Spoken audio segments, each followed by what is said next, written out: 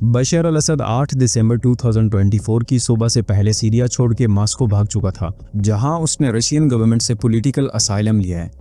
असद हुकूमत के गिरने के बाद सीरिया में लोग जश्न मना रहे हैं, लेकिन दूसरी तरफ सवाल है कि आखिर सीरिया में नेक्स्ट क्या होने वाला है। सीरियन सिविल वार तो आखिर ख़त्म हुई, लेकिन सीरिया के बैटल ग्राउंड्स में अमन होने का इम्कान अभी तक दूर दूर तक नहीं दिख रहा।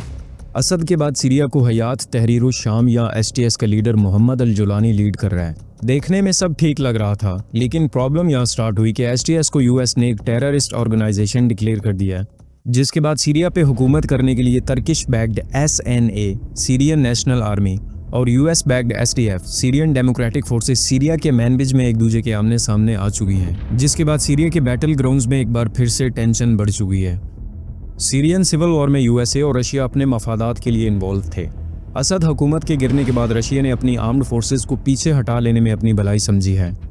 एक्सपर्ट्स का कहना है कि सीरिया को एक और बहुत बड़ा खतरा फेस करना पड़ सकता है, और वो है ISIS, जो एक बार फिर से पहले से भी ज़्यादा पावरफुल होकर वापस आ रही है। रेबल्स का टारगेट असद हुकूमत को गिराना था, जिसमें वो 14 साल के बाद कामयाब तो हो गए, लेकिन उन्होंने कभी नहीं सोचा होगा कि हुकूमत को गिराने के बाद उन्हें वो फेस करना पड़ेगा जो हुकूमत गिराने से ज़्यादा चैलेंजिंग होगा। STS या हयात तहरीर शाम ने असद हुकूमत को गिराने में सबसे अहम रोल प्ले किया है, और अब वो सीरिया की मेजर सिटीज़ जैसे कि अलीपो, इदलिब, हामा और हम्स के साथ साथ सीरिया की इंटायर कोस्टल लाइन लताकिया और तारतुस को भी कंट्रोल कर रही है। STS के लिए सबसे ख़तरनाक बात यह है कि इसमें फैक्शनलिज्म या ग्रोह बंदियाँ बहुत गहराई से चल रही हैं, जैसे कि सीरिया के साउथर्न हाफ को दो आर्म्ड फोर्सेस SFA और SOR कंट्रोल कर रही हैं। SFA और SOR STS के साथ कुछ प्री कंडीशंस पे जुड़ी हैं। SFA या सीरियन फ्री आर्मी एक अमेरिकन बैक्ड यूनिट है। जब STS असद के खिलाफ ऑपरेशन स्टार्ट करती है तो SFA भी दमास्कस में सीरिया के इराकी और जॉर्डेनियन बॉर्डर पे मौजूद अल्तानफ मिलिट्री बेस से अपने ऑपरेशन को स्टार्ट करते हुए दमास्कस के पलमायरा तक कैपिटल के नॉर्थ पार्ट पे कब्जा करती है, जबकि दमास्कस के साउथर्न पार्ट पे SOR या साउथर्न ऑपरेशंस रूम कब्जा कर लेती है। SOR आर्म्ड फोर्स असल में सुन्नी सीरियंस और ड्रू माइनॉरिटीज़ पे मुश्तमिल है, और ये ग्रुप दमास्कस के उस हिस्से को कंट्रोल कर रहा है जो इसराइल के साथ अपना बॉर्डर शेयर कर रहा है। SOR को सीरिया का इसराइली बॉर्डर देने के पीछे की असल वजह यह है कि इसराइल सीरिया के साथ ड्रूज कम्युनिटी होने की वजह से कम वायलेंट इंटरेक्ट करेगा। STS की बात की जाए तो ये एक सुन्नी मुस्लिम्स ग्रुप है, और ये अकेले तमाम सीरिया को कंट्रोल नहीं कर सकता, क्योंकि STS को सीरिया में कई सारे चैलेंजेस का सामना है, जिसमें सबसे कॉम्प्लिकेटेड है सीरिया की एथनिक टेपेस्ट्री, जैसे कि सीरिया के कोस्टल रीजन पे एलोवाइट्स या अलवीज का गलबा है, साउथ में ड्रूज कम्युनिटी और नॉर्थ पार्ट पे कुर्दिश कम्युनिटी का। इसके अलावा क्रिश्चियंस, इस्माइलीज, तुर्कमेंस और ज्यूइश ऑलमोस्ट सीरिया के तमाम हिस्सों में फैले हुए हैं, जिसकी वजह से इन तमाम के साथ STS को डील करना काफ़ी मुश्किल है। इन तमाम चैलेंजेस के साथ साथ STS को दो और बड़ी आर्म फोर्सेस के साथ भी डील करना पड़ रहा है, जिसमें टर्किश बैक्ड SNA और अमेरिकन बैक्ड SDF शामिल हैं, और इस वक्त यही हैं सीरिया और STS के बड़े दुश्मन। SNA या सीरियन नेशनल आर्मी जो सीरिया के इस हिस्से को कंट्रोल करी है जो टर्किश बॉर्डर के साथ लगा है। इस मौका से फ़ायदा उठाते हुए तुर्की SNA को मोस्ट एडवांस्ड वेपन सप्लाई कर रहा है, जो कोई भी जंग जीतने के लिए काफ़ी हैं, जबकि नॉर्थ साइड को SDF या सीरियन डेमोक्रेटिक फोर्सेस कंट्रोल कर रही है। SDF को अमेरिका के साथ सरप्राइजिंगली रशिया भी सपोर्ट कर रहा है। SDF का सिर्फ नाम ही सीरियन डेमोक्रेटिक फोर्स है, क्योंकि ना तो ये सीरियन है और ना ही डेमोक्रेटिक। SDF ने सीरिया के जिन इलाकों पे कब्जा कर रखा है, इनमें majority of population ethnic Arabs हैं, और सेकंड चीज़ ये कि SDF ने कभी इलेक्शन नहीं लड़ा। SDF असल में तुर्की के साथ जंग लड़ते हुए एक कुर्दिश सेपरेटिस्ट ग्रुप PKK की एक ब्रांच है, जो अपने फ़ायदे के लिए सीरिया के इस हिस्से को कंट्रोल करके बैठी है। सीरियन फॉरेन मिनिस्टर हाकिम फिदान, जो खुद कुर्दिश हैं, उनका कहना है कि फ्यूचर में SDF के लिए सीरिया में कोई जगह नहीं होगी, और उनका ये भी कहना है कि SDF का PKK के साथ कनेक्शन सीरियन नेशनल डिफेंस के लिए एक बहुत बड़ा खतरा है, जिसकी वजह से STS को उन इलाकों पे भी कब्जा करने के लिए कह दिया गया है जो अब तक SDF के अंडर हैं।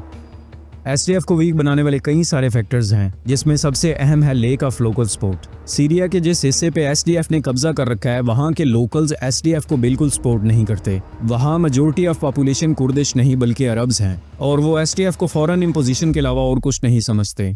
असद हुकूमत के गिरने के बाद अरब प्रोटेस्टर्स भी एसटीएफ के खिलाफ प्रोटेस्ट कर रहे थे कि एसटीएफ सोल्जर्स ने सिविलियंस पे सीधी गोलियां चलाई, जिसमें कई सारे प्रोटेस्टर्स की जानें चली गईं। अरब सिटीजन्स एसटीएफ को हर सूरत अपने इलाकों से बाहर निकाल फेंकना चाहते हैं। अभी तक जैसे कि यूएस मिलिट्री भी सीरिया में मौजूद है और एसटीएफ के तमाम मुखालिफ आर्म्ड ग्रुप्स को सपोर्ट कर रही है। लेकिन दूसरी तरफ है ये ट्रम्प का ट्वीट, जिसमें उन्होंने कहा है कि सीरिया की वार हमारी वार नहीं है और हमें इसमें इन्वॉल्व नहीं होना। इससे साबित होता है कि अमेरिका सीरिया वॉर से जल्द ही निकलने वाला है, जिसके बाद एसटीएफ के लिए आने वाला टाइम मजीद मुश्किल होने वाला है। और यही सब देखते हुए एसटीएफ ने टर्किश बैक्ड एसएनए के साथ मिलकर एसटीएफ के खिलाफ सख्त एक्शन लेने का प्लान बना लिया है। अगर एसटीएफ ने खुद को टर्किश मुखालिफ ग्रुप पीकेके से अलग ना किया तो टर्की एचटीएस और एसएनए को एसडीएफ के खिलाफ ऑपरेशन में इंटेलिजेंस, लॉजिस्टिकल और एयर सपोर्ट प्रोवाइड करने के लिए राजी हो चुका है। एसडीएफ के पास इस कॉन्फ्लिक्ट से बचने के लिए सिर्फ एक ही रास्ता है कि उसे हर सूरत पीकेके की सपोर्ट छोड़ के सीरियन पॉलिटिकल स्पेस को सपोर्ट करना होगा। इस ऑपरेशन से पहले एसएनए और एचटीएस के हेड्स की एसडीएफ के हेड से बातचीत चल रही है। अगर इनकी ये नेगोशिएशन सक्सेसफुल ना हुई तो सीरिया में कुछ ही हफ्तों बाद एक और बहुत बड़ी वॉर देखने को मिल सकती है, जिसके बाद एसडीएफ का सरवाइव करना इम्पॉसिबल होगा। एसडीएफ के साथ मसला हल होने के बाद भी सीरिया पे जंग के काले बादल मंडलाना नहीं थमेंगे।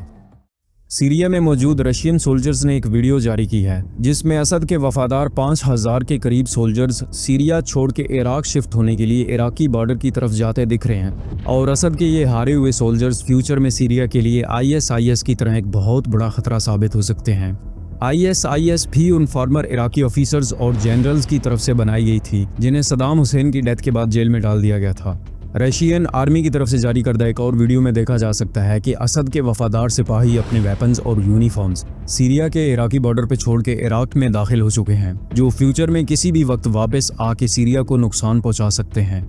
आईएसआईएस ने पूरी दुनिया के लिए एक ऐसी खतरनाक एग्जाम्पल सेट की है कि किसी भी गिरी हुई हुकूमत के लोग वापस आके रीजनल स्टेबिलिटी को अनडू कर सकते हैं और सीरिया के लिए भी अब सेम खतरा मंडरा रहा है।